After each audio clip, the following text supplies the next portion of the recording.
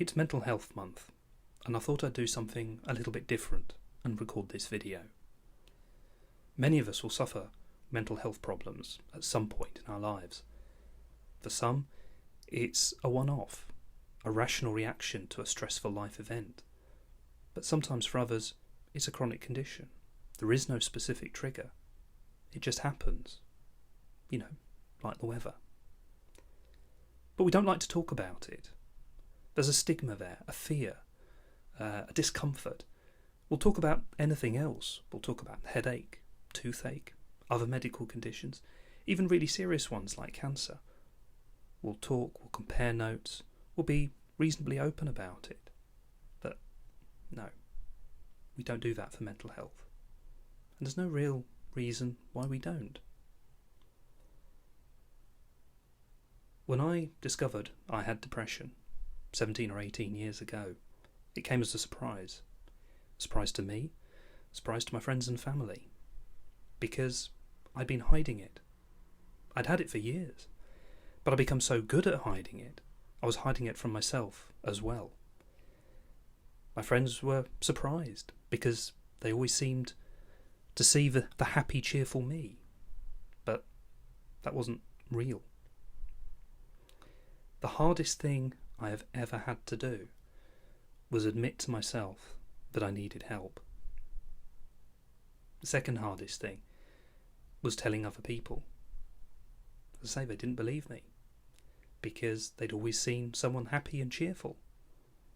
The reality was, before I went into a meeting or social event, I'd sit outside in the corridor, in the car, take a deep breath, say to myself, it's time to put on the face, time to put on the act, the happy, cheerful me. And I'd go in and I'd pretend to be happy. And the reality was, I wasn't happy at all. I'd rather be somewhere else, anywhere else, or sometimes nowhere at all. It can be hard being a friend to somebody with depression.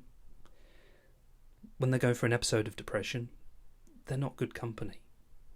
They can push you away, they can be rude, might not return your call.